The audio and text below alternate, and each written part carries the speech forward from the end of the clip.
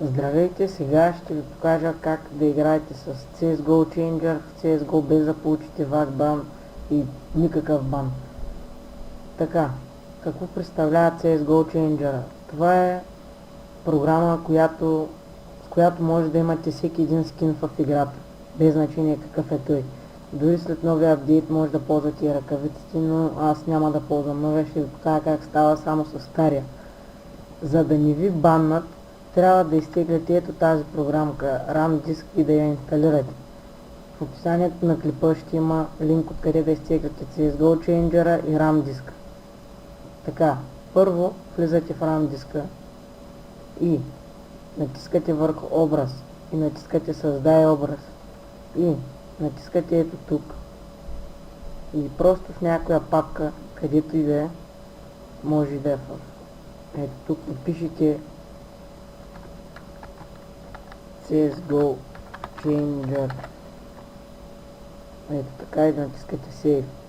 Ето тук размер. Това е размера на образа, който ще се получи, но вътре трябва да може да сместите CSGO Changer, може да го направите към 200-300 мегабайта, но желателно да е ето толкова. И формата трябва да е FAT32. След като направите това, натискате върху добре. Създава се образа.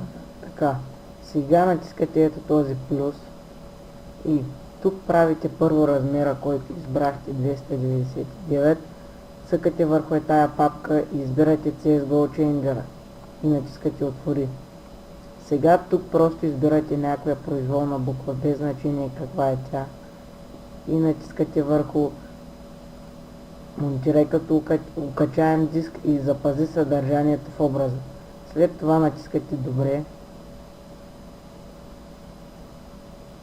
и вече е готов. Къде се намира? Той се намира в моя компютър, ето точно тук. И сега разархивирате CSGO Changer от тази папка и първо инсталирате ето това от ето тук. След това изтривате абсолютно всичко без CSGO Changer.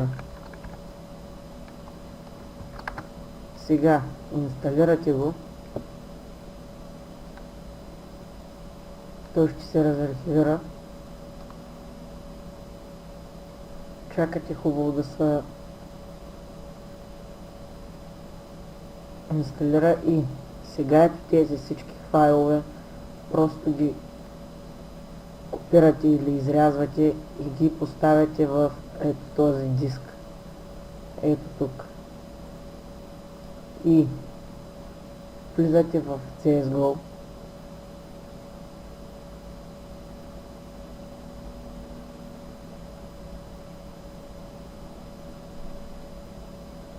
След като ви зареди, минимизирате играта и влизате отново в тази папка и CSGO Changer го отваряте като администратор. Сега натискате ето тук. Ако ви изпише ето това, значи не се е инсталирало много добре. Отново го пускате и трябва да се пусне проверка. Натискате проверка.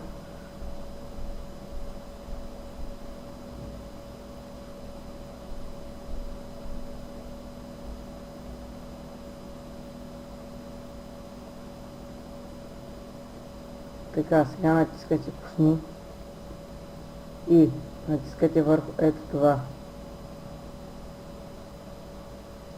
Сега, като ви се покаже ето това първото, в него има ръкавици, ето тук има по-нови скинове, но аз сега ще пусна само след това. Трябва да махнете ето тази отметка, изчаквате ето това да ви се архивира и може да избирате от ето тези. Но аз сега ще ви покажа само с това. След като махнете отметката, цъкате върху ето тук и ще ви се отворят интернет прозорчета, които ще затворите и ще изберете пак за пустя. Сега Това го затваряте и това и просто влизате в RAM диск.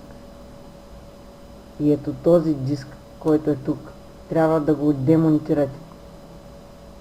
Като го демонтирате, той се крие и ако решат да ви сканират компютъра от Valve или от тия, които проверяват за банове, те няма да намерят вашия хак. И като влезете в игра, натискате бутона Home и ето тук ви се показват скиновете. Тук са ножовете, тук са оръжията, тук са скиновете на оръжията, тук са етикетите за оръжията, тук избирате на кое място да са.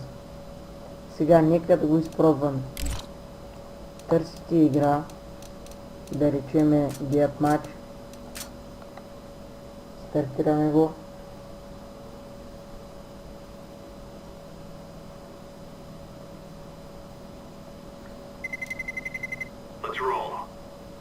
Няма почти никакъв шанс да ви вакбаннат.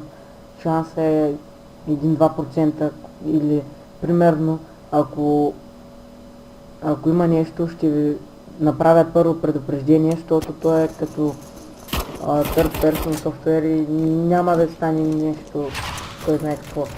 Ето, аз където съм си правил скинове, имам на USB-то Killet Confirm скина, ето го ножа байонет, натискате Home, избирате някакъв друг нож, да речем Death Knife, ето имате и Death Knife.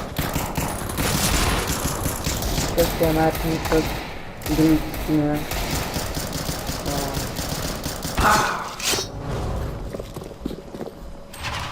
Примерно избирате AWP, моето AWP принципно е с друг скин, но тук е с AWP Azimuth. Ами това ще бъде от мен, дано да съм помогнал на някой, ако има някакви въпроси може да ми пишете.